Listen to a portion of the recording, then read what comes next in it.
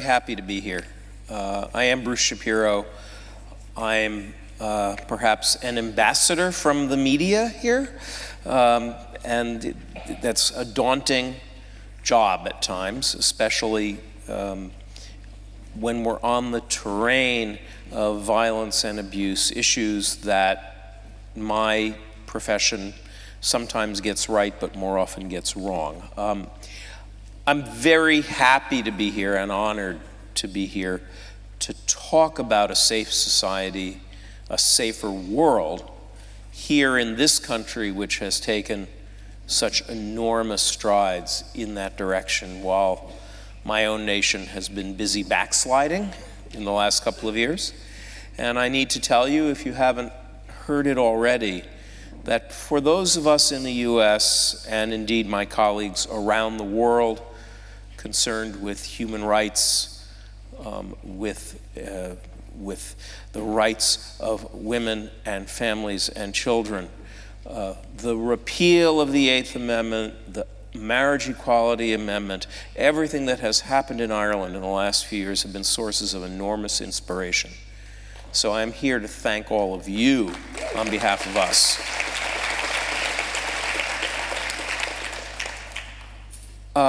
I am a journalist, and it's easy to ask what that actually means. A friend of mine defines journalism as, finding stuff out and telling people about it. That's what we do.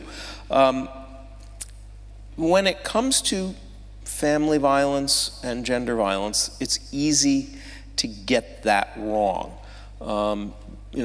Too often,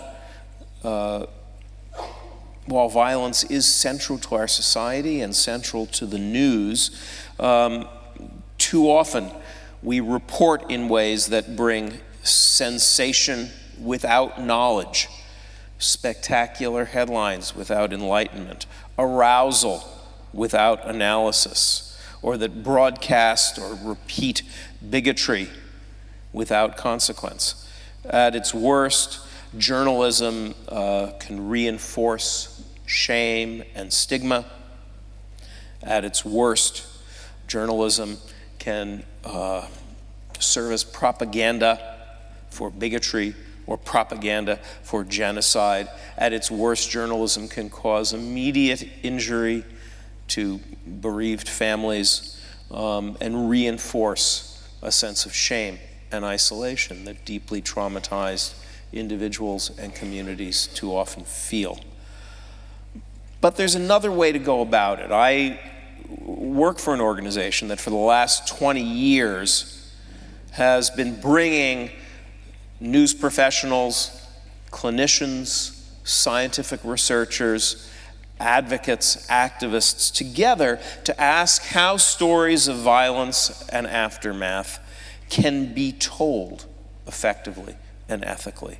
What do journalists need to understand about the impact of violence on families, communities, survivors? What are the implications for society on whose stories of violence and abuse get told and whose are silenced? How do survivor voices get represented? This is work that we began now almost a generation ago, when many of us in my profession became convinced that our toolkit was not adequate to conveying the experience of survivors. In some cases, it was because we ourselves in our own lives or in our own families had experiences of violence and trauma that we did not see accurately or adequately represented in the news.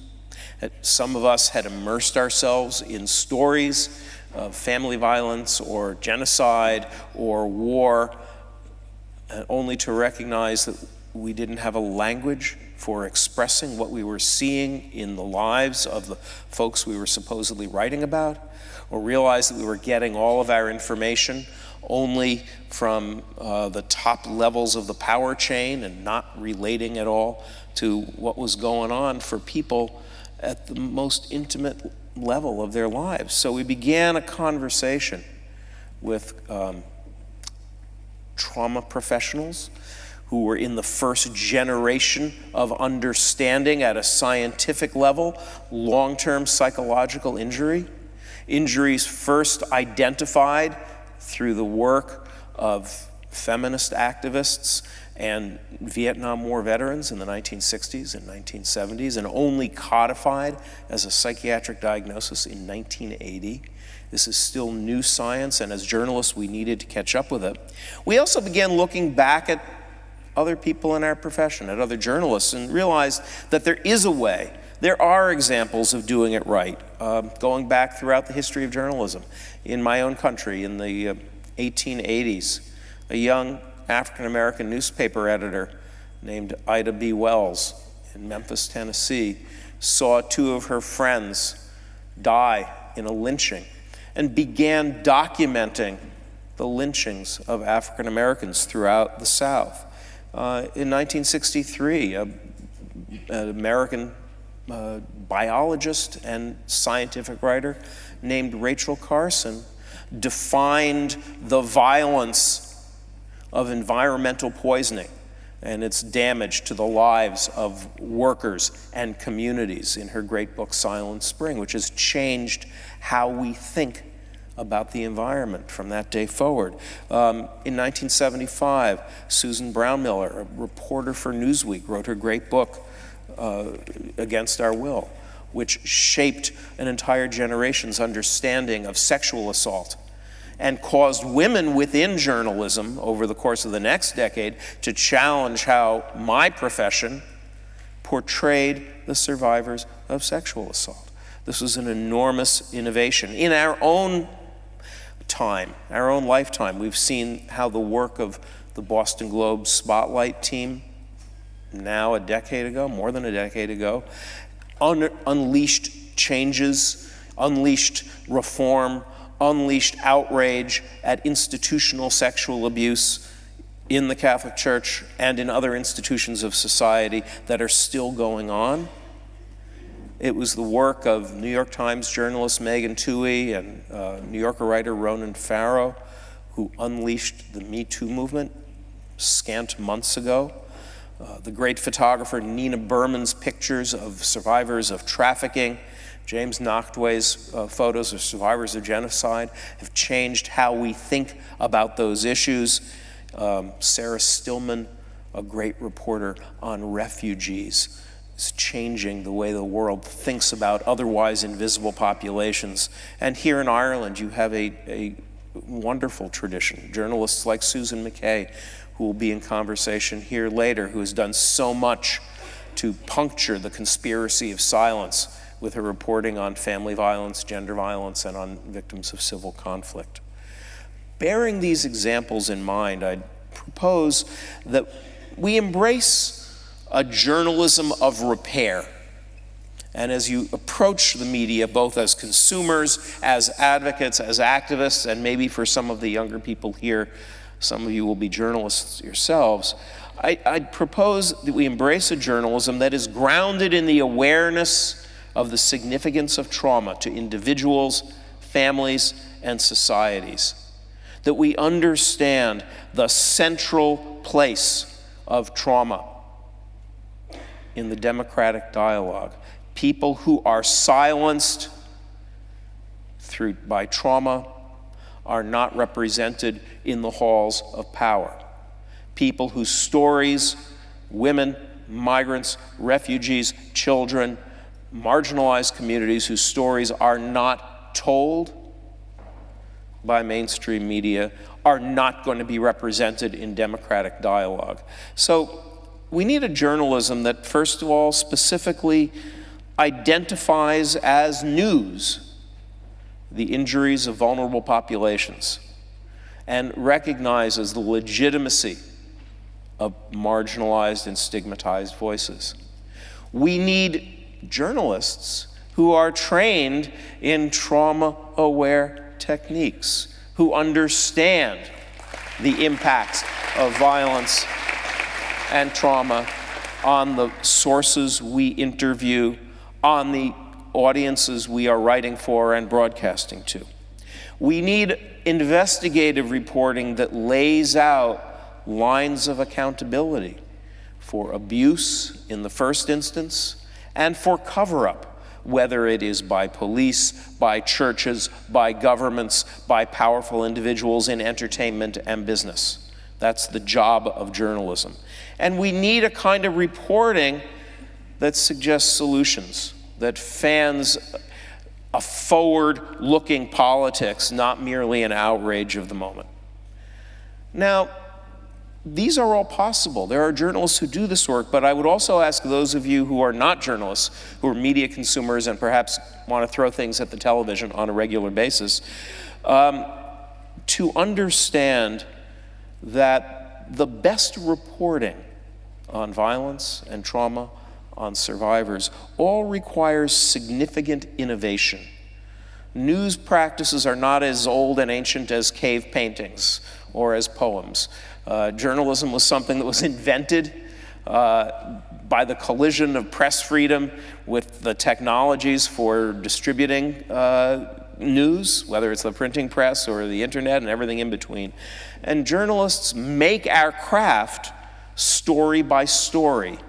There's no rule book that guides us. Take the now famous Boston Globe Spotlight series. You know, we take it for granted that the Boston Globe was able to send out its reporters, ask a bunch of questions, and expose how the Archdiocese of Boston had systematically covered up abuse of priests. But that, in fact, required an enormous amount of innovation. It began with a single story, a single priest who had been moved serially from parish to parish to parish. What do you do with that?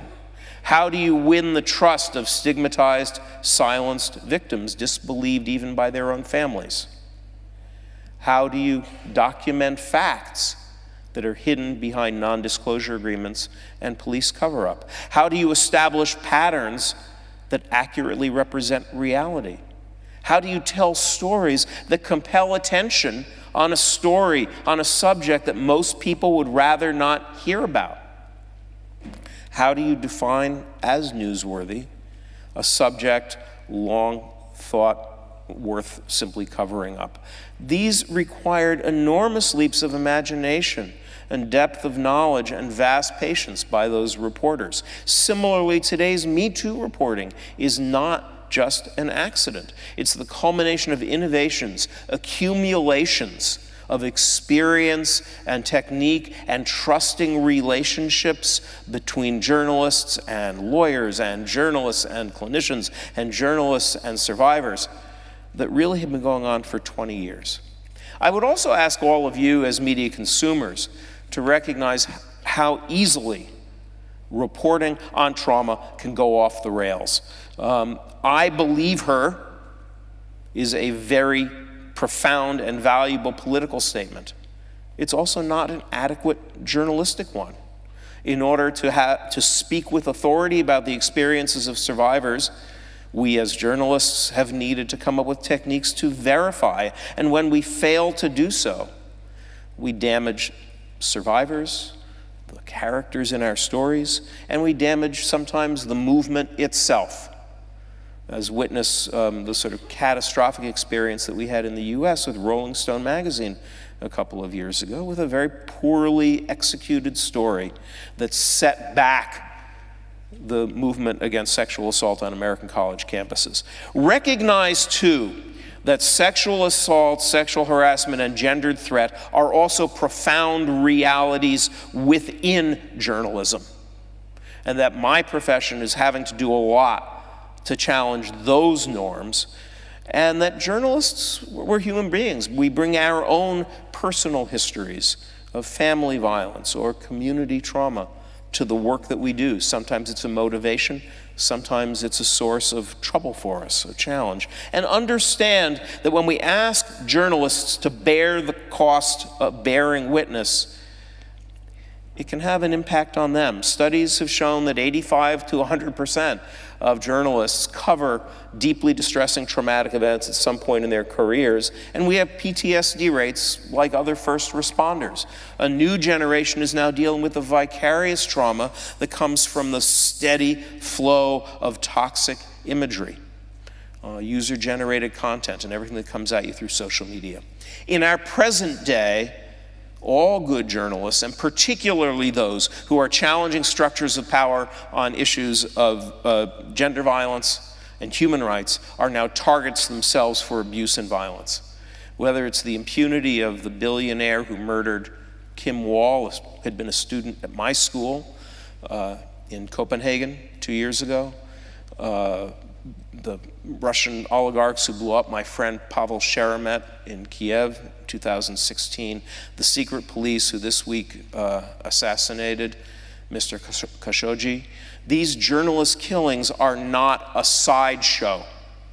They're a central marker of our time, a primary tool of the concentration of power and impunity on a grand scale, which is the same impunity that protects perpetrators of intimate partner violence, that protects the perpetrators of gender violence. It is no accident that the same officials and regimes that bully and intimidate and attack journalists, whether it is in my own country or in the Philippines or in the Middle East or in Eastern Europe, these are also the same officials and regimes who champion, in my case, an accused rapist for the highest court in the land, or who are trying to turn back the clock on gender equality and on the enormous cultural changes that have taken place in our lifetime. I would leave you, since we have so little time, with this challenge: to see journalism as a demanding, disciplined form of nonviolent activism that can and will engage with you as you go forward in your struggle against intimate partner violence, against family violence, against sexual violence. At its best, journalism is an ultimate answer to violence, insisting on the primacy of verified fact over rumor, of evidence over emotion, over the voices of the most vulnerable, over censorship and stigma. And I would ask you to see journalism in particular as a capillary system for deciding on the meaning of a safe society and a safe world. Demand news that does its job, support journalists who get it right.